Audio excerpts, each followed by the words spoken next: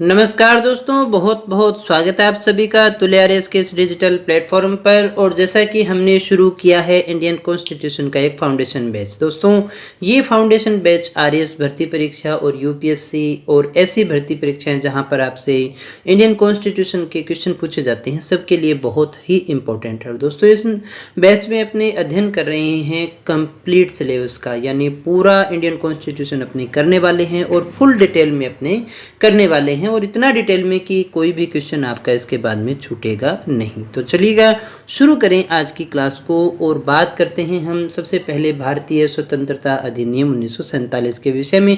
ये हमारा अंतिम अधिनियम है और इसके बाद में जो हमारा संवैधानिक विकास का क्रम है वो पूरा हो जाता है दोस्तों। तो दोस्तों, सबसे पहले हमें ये जानना होगा कि इसकी घोषणा कब की गई।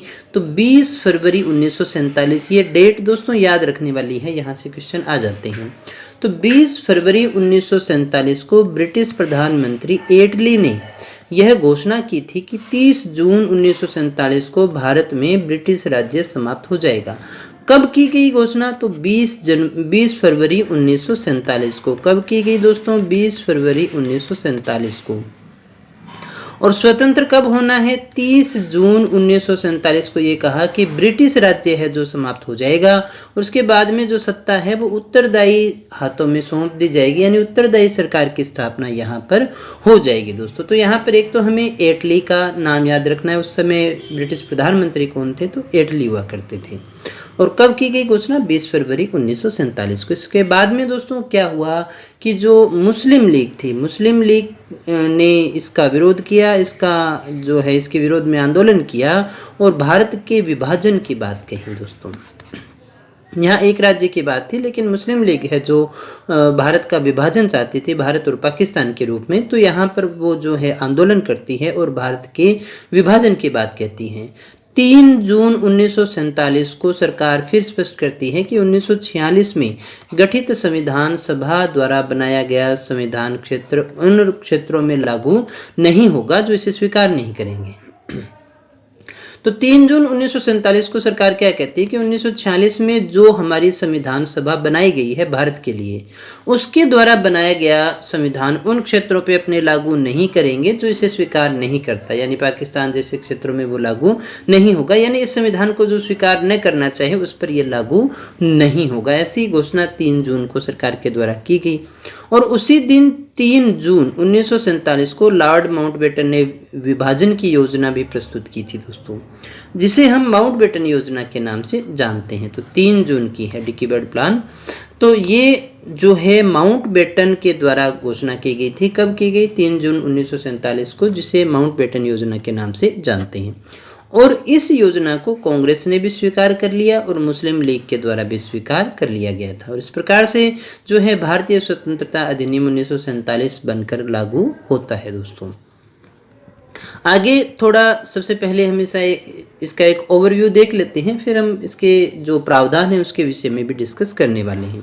तो इसने सबसे पहला काम किया इस अधिनियम के द्वारा जो परिवर्तन हुआ कि ब्रिटिश राज तो क्या हो गया? समाप्त हो गया। इसने भारत में ब्रिटिश राज्य को समाप्त करके 15 अगस्त 1947 को इसे स्वतंत्र और संप्रभु राष्ट्र घोषित कर दिया।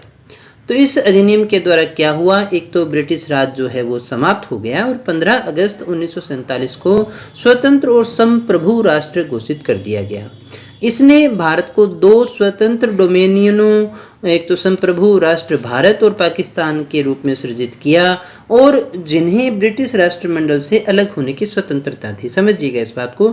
इसमें क्या कहा गया कि भारत का विभाजन हो गया 2 स्वतंत्र डोमिनियन स्टेट्स के रूप में। ये क्वेश्चन बहुत बार आता है, किस रूप में हुआ था? 2 डोमिनियन स्टेट के रूप में जो है इसका विभाजन होता है। एक संप्रभु राष्ट्र भारत है और एक पाकिस्तान है। अब जो ब्रिटिश राष्ट्रमंडल था उन्हें इसके अंदर रहने की आवश्यकता नहीं थी, वो इससे स्वतंत्रता, अलग होने की स्वतंत्रता इनके पास में थी, चाहे तो वो अलग हो सकते हैं दोस्तों।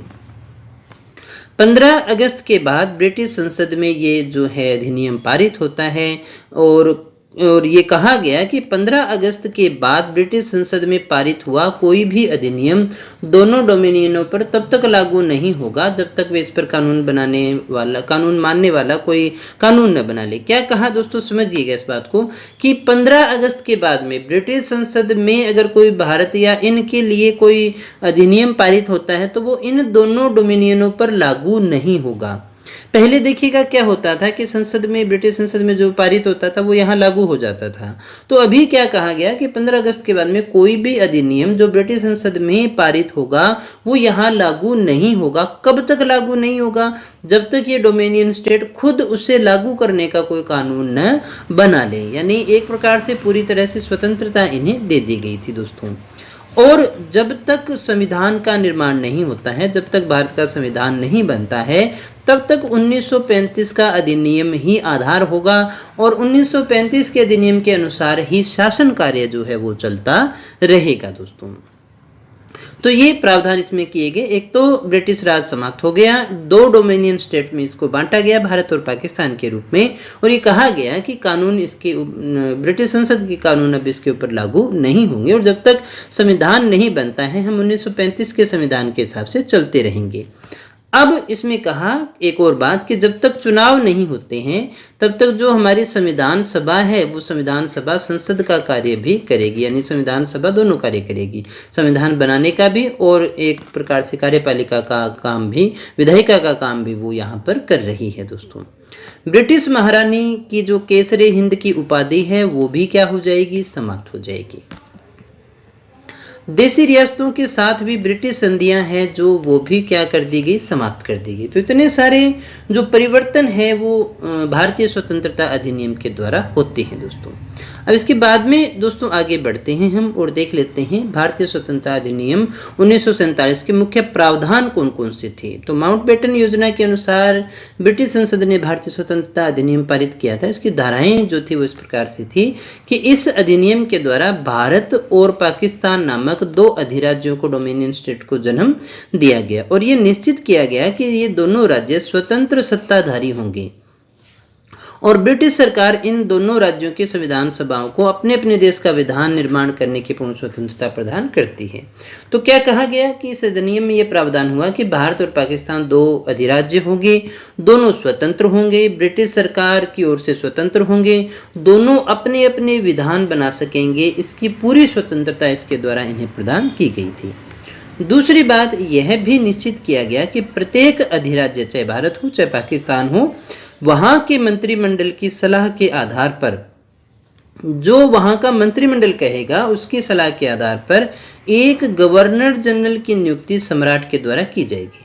अब क्या कहा गया, प्रत्येक जो स्टेट है उसके अंदर एक गवर्नर जनरल नियुक्त किया जाएगा, लेकिन वो वहां के मंत्रिमंडल की सलाह के आधार पर किया जाएगा और उसकी जो नियुक्ति करेगा वो करेगा सम्राट। अधिनियम में यह भी प्रस्ताव किया गया कि इस प्रकार से जो नियुक्त किया गया गवर्नर जनरल जो होगा वो निरंकुश सत्ताधारी नहीं होगा, बल्कि वो क्या करेगा, प्रत्येक प्रकार के अधिकारों के संबंध में अपने मंत्रियों की सलाह पर ही कार्य करना होगा। यानी एक प्रकार से उनको एक कार्यवाहक राष्ट्रपति या कहें गवर्नर जनरल भारत को दे दिया गया था दोस्तों। क्या कहा, वापस समझने की कोशिश कीजिएगा कि जो भी डोमिनियन स्टेट हैं तो वहां पर वहां की मंत्रिमंडल की सलाह से एक गवर्नर जनरल को नियुक्त सम्राट के द्वारा किया जाएगा, लेकिन वो निरंकुश नहीं होगा, वो सत्ताधारी नहीं होगा। जो वहां का मंत्रिमंडल कहेगा वहां के मंत्रियों की सलाह पर ही उसे कार्य करना होगा। तीसरी बात कि संविधान सभा, जो संविधान सभा है, देश की व्यवस्थापिका के समान ही कार्य करेगी। अभी हमने डिस्कस भी किया था कि जो हमारी संविधान सभा है वो व्यवस्थापिका के रूप में भी कार्य करेगी, उस पर से सारे जो प्रतिबंध है वो क्या किए जाएंगे, हटा दिए जाएंगे। चौथी बात कि प्रत्येक अधिराज्य की व्यवस्थापिका सभा को पूर्ण व्यवस्थापन संबंधी अधिकार होंगे और 15 अगस्त 1947 के पश्चात ब्रिटिश संसद द्वारा पारित हुआ कोई भी कानून उन पर लागू नहीं होगा। यानी प्रत्येक अधिराज्य की जो व्यवस्थापिका सभा है वो पूर्ण रूप से स्वतंत्र हो जाएगी, उसे सारे अधिकार मिल जाएंगे। 15 अगस्त 1947 के बाद में ब्रिटिश सरकार कोई भी कानून पारित करे वो उनके ऊपर लागू नहीं होगा।